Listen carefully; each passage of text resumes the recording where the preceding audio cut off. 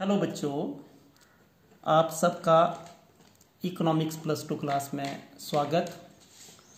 आज हम अर्थव्यवस्था की केंद्रीय समस्याएं, सेंट्रल प्रॉब्लम ऑफ इकोनॉमी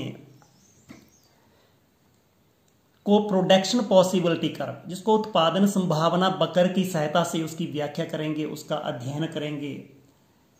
तो central problem of the economy, जो हमारी सेंट्रल प्रॉब्लम होती है, अर्थव्यवस्था की केंद्रीय समस्या, can be explained with the help of production possibility curve.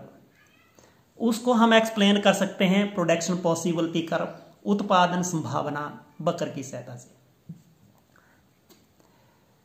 तो जो प्रोडक्शन पॉसिबिलिटी कर्व है, अब हम इसको आगे प्रोसीड कर रहे हैं, इस क्वेश्चन को आगे हम प्रोसीड कर रहे हैं। आपने ध्यानपूर्वक इस क्वेश्चन को देखना है, एंड तक मेरे वीडियो को देखना है, आपको पूरी समझ आएगी। जो प्रोडक्शन पॉसिबिलिटी कर्व, वैसे लग रहा है कि प्रोडक्शन की पॉसिबिलिटी, उत्पादन की संभावना, क्योंकि हमारी जो इकोनॉमी है उसके पास क्या है, रिसोर्सेज तो लिमिटेड हैं। अब उन लिमिटेड रिसोर्सेज से हमने प्रोडक्शन करनी है, and but will be the possibility. अब उन लिमिटेड रिसोर्सेज से जो भी हमारे पास स्केर्सिटी ऑफ रिसोर्सेज है, जो उत्पादन के जो हमारे साधन हैं वो बिल्कुल स्केयर हैं, वो लिमिटेड हैं, लेकिन उन लिमिटेड साधनों से, उन सीमित साधनों से हमने प्रोडक्शन करनी, तो उसकी पॉसिबिलिटी क्या होगी, but will be the possibility that can be explained with the help of production possibility curve. कि उत्पादन की संभावना क्या है, आपके पास जो सीमित साधन है, सीमित साधनों से आपने उत्पादन करना है, और उत्पादन की संभावना क्या है, उसको हम प्रोडक्शन पॉसिबिलिटी कर्व की सहायता से एक्सप्लेन करेंगे। तो ये एक ऐसा कर्व होता है which showing the production possibility of two goods. क्योंकि हम सिर्फ यहां पे क्या कर रहे हैं, प्रोडक्शन पॉसिबिलिटी कर्व से हम सिर्फ दो वस्तुओं की प्रोडक्शन पॉसिबिलिटी के बारे में पढ़ेंगे with the given resources and technique of production. हम क्या कर रहे हैं, दो वस्तुओं की प्रोडक्शन कर रहे हैं with the given resources and technique of production. मतलब आपके पास जो ये resources and technique that is constant. इसकी डेफिनेशन बिल्कुल क्लियर होगी कि it is the curve which shows the productions of two goods with given resources and technique of production. जब भी हम किसी लॉ को लिखते हैं, किसी भी हम इकोनॉमिक्स के अंदर लिखते हैं किसी भी लॉज को, तो उसके लिए सबसे पहले एजम्पशंस लिखी जाती है। इसकी एजम्पशन कौन कौन सी है, what are the assumptions of production possibility curve की, इसकी मान्यताएं कौन कौन सी है। सबसे पहले fix quantities of factors of production, जो भी हमारे फैक्टर ऑफ प्रोडक्शन हैं वो क्या है, उनकी क्वांटिटी क्या है, फिक्स है, वो सीधर हैं, उत्पादन के सारे सीधर हैं, but they can be transferred from one use to another. लेकिन हम उसका एक से दूसरे प्रयोग में प्रयोग कर सकते हैं टू सम एक्सटेंट, बड़ी एक सीमा तक हम एक दूसरे के स्थान पर हम उसका प्रयोग कर सकते हैं। तो हमारी जो पहली मान्यता है कि हमारी जो क्वांटिटी या जो हमारे उत्पादन के साधन है वो कैसे हैं, फिक्स्ड हैं, fixed quantities of factor of production. जो भी प्रोडक्शंस के फैक्टर्स हैं उनकी क्वांटिटीज कैसी हैं, फिक्स हैं। Fuller utilization and efficient utilization of available resources. अब हमारे पास जो भी रिसोर्सेज थे, जो भी हमारे उत्पादन के साधन थे, उनका क्या हो रहा है, पूर्ण प्रयोग हो रहा है और कुशल प्रयोग हो रहा है। Fuller utilization and efficient utilization of available resources, जो भी हमारे रिसोर्सेज विद्यमान हैं, जो हमारे पास रिसोर्सेज हैं, उनका फुलर यूटिलाइजेशन और एफिशिएंट यूटिलाइजेशन हो रही है, मतलब पूर्ण और कुशल प्रयोग हो रहा है। उसके बाद हमारी जो टेक्निक है that is constant technique. Technique के अंदर कोई भी चेंज नहीं आ रही है। टेक्निक जब भी हमारा ये पीपीसी कर्व को हम बना रहे हैं, प्रोडक्शन पॉसिबिलिटी कि हम जो स्टडी कर रहे हैं उसके अंदर हम टेक्निक जो कांस्टेंट लेते हैं, तकनीक के अंदर कोई भी परिवर्तन नहीं हो रहा है। और टू सिंप्लीफाई द स्टडी, अब हमने स्टडी को सिंप्लीफाई करना है, क्योंकि ये तो है नहीं कि एक इकोनॉमी के अंदर सिर्फ दो ही वस्तुओं की प्रोडक्शन हो रही, बहुत सारी वस्तुओं की प्रोडक्शन होती है। बट हमने अपनी स्टडी को सिंप्लीफाई करने के लिए इट इज अज्यूम्ड, ये मान लिया जाता है कि only two goods are produced in the economy, की हमारी इकोनॉमी के अंदर सिर्फ दो ही वस्तुओं क्या रही है, उसका उत्पादन हो रहा है। तो ये हमने एजम्पशन पढ़ ली। एजम्पशंस, हमारे फैक्टर कांस्टेंट है, जो भी हमारे फैक्टर्स है उनका फुलर यूटिलाइजेशन हो रहा है, एफिशिएंट यूटिलाइजेशन हो रही है, और हमारी टेक्नोलॉजी कांस्टेंट है। And to simplify the study it is assumed that only two goods they are produced in the economy. Economy के अंदर सिर्फ 2 वस्तुओं का उत्पादन हो रहा है, हमारी अर्थव्यवस्था के अंदर सिर्फ 2 ही वस्तुओं का उत्पादन हो रहा है। मैं इसको पूरा ट्रांसलेट कर रहा हूं, आपको पूरी फील देने की कोशिश हो रही है। अब हमने इसको व्याख्या करनी है, इसकी एक्सप्लेनेशन करनी है। सपोज कर रही है कि एक इकोनॉमी डिसाइड करती है सिर्फ 2 वस्तुओं की प्रोडक्शन के लिए। Suppose an economy decide to produce only 2 goods, और उन गुड्स का नाम एक्स और वाई भी ले सकते हो, और यहाँ पे हम नाम जो व्हीट एंड एक्स के स्थान पर व्हीट ले रहे हैं, and Y that is cloth. एक इकोनॉमी डिसाइड कर रही है कि हमने 2 गुड्स की प्रोडक्शन करनी है। गुड्स कौन सी है? Wheat and cloth. With the given resources and technology, जो भी आपके पास जो रिसोर्स हैं या टेक्नोलॉजी दी है उससे आप इन 2 वस्तुओं को प्रोड्यूस कर रहे हैं। इफ हम क्या कर रहे हैं, सारे के सारे साधन किसकी प्रोडक्शन में लगा रहे हैं? किसकी? व्हीट की production. If all the resources they are used in the production of wheat, wheat की प्रोडक्शन में लगा रहे हैं, then what will be happen? 100 lakh ton of wheat can be produced. तो इकोनॉमी के अंदर 100 लाख टन गेहूं का उत्पादन होगा, but there will be no production of cloth. हम सारे के सारे रिसोर्सेज तो यहां पे यूज कर रहे हैं, गेहूं के उत्पादन में कर रहे हैं। जब हम गेहूं के उत्पादन में सारे के सारे रिसोर्सेज लगा रहे हैं तो गेहूं का उत्पादन 100 लाख टन होगा, लेकिन कपड़े का उत्पादन नहीं होगा। There will be no production of cloth. If all the resources they are used in the production of cloth, then 4000 bales of cloth can be produced। तब क्या होगा? जब हम सारे के सारे रिसोर्सेज यूज करेंगे कपड़े के उत्पादन में, तो 4000 बेल्स होती है गांठों का उत्पादन होगा, but there will be no production of wheat. और यदि हमारी इकोनॉमी प्रोड्यूस करती है बोथ गुड्स, अब वो व्हीट की भी प्रोडक्शन कर रही है and our economy that is also producing cloth, यानी कि कपड़े और गेहूं दोनों का उत्पादन कर रही है, तो various combinations of these 2 goods can be produced. तो बहुत सारे कॉम्बिनेशन मिलेंगे। अब हम इसको with the help of table समझने की कोशिश करेंगे। अब ये टेबल आपके सामने है, प्रोडक्शन पॉसिबिलिटी शेड्यूल। इस शेड्यूल्स के अंदर आप देख सकते हो, यहां पे हम व्हीट ले रहे हैं इस लाइंस के अंदर, ये क्लॉथ वाली लाइन है, ये गुड्स हैं व्हीट, और ये एक्स और वाई भी ले सकते हैं। प्रोडक्शन पॉसिबिलिटीज हमने 5 प्रोडक्शन पॉसिबिलिटीज ले ली, ए बी सी डी और ई। आपने फील करना है, मैंने पहले भी बताया था कि if all the resources they are used in the production of wheat, तो wheat 100 ton of wheat is produced, but there is no production of cloth.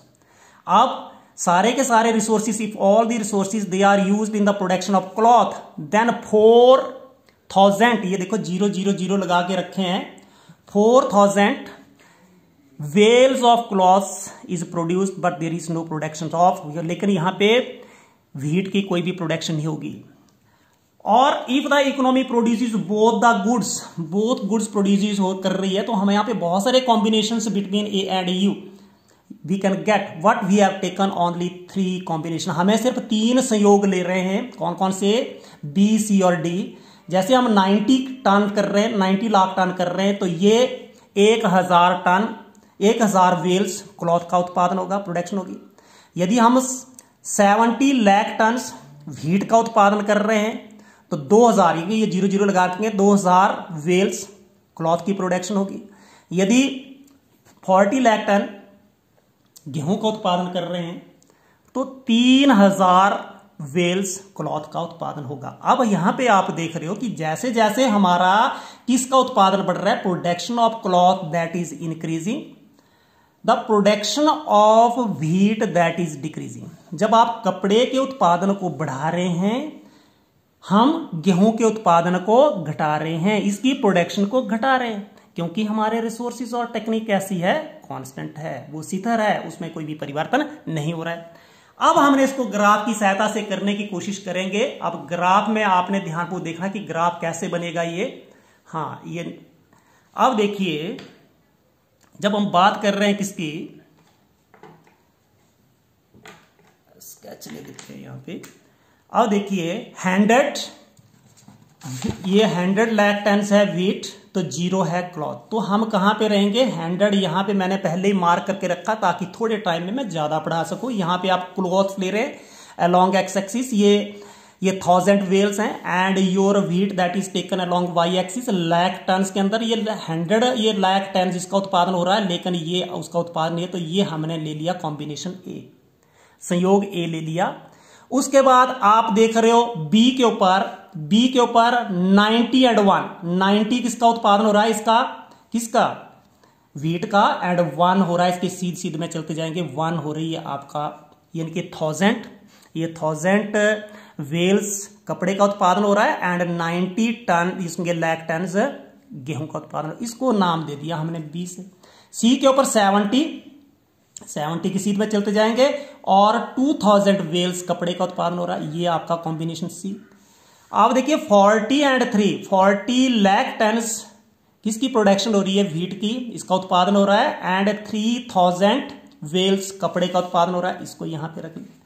और जब ये 0 है, व्हीट 0 है और कपड़े का उत्पादन क्या है, what is the production of cloth, 4000 Wales.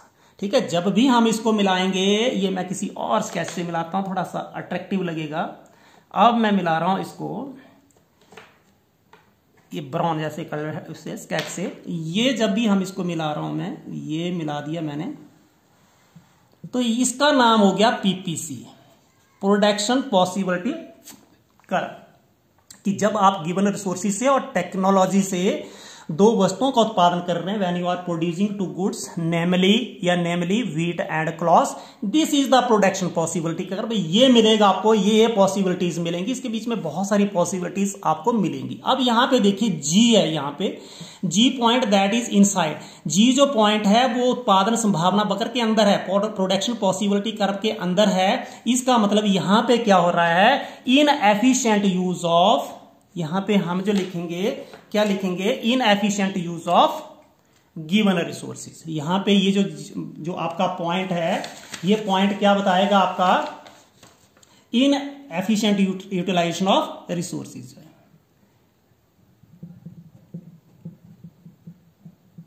Inefficient utilization of resources. यहां पे रिसोर्सेज की इनएफिशिएंट मतलब अकुशल प्रयोग हो रहा है, पूरा प्रयोग नहीं हो रहा है, और लेकिन ये पॉइंट बाहर है। अब आपको पता है कि ये अनअटेनेबल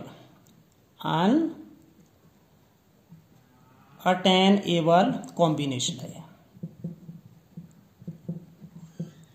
अनअटेनेबल कॉम्बिनेशन का मतलब ये संयोग आपको मिल ही नहीं सकता है, you can not get this जो है वो कॉम्बिनेशन, क्योंकि ये आपके प्रोडक्शन पॉसिबिलिटी से बाहर है, उत्पादन संभावना वक्र से बाहर है। ये तब मिल सकता है जब आपके रिसोर्सेज की डेवलपमेंट होगी, आपके रिसोर्सेज या जो भी आपके संसाधन है उसका विकास होगा।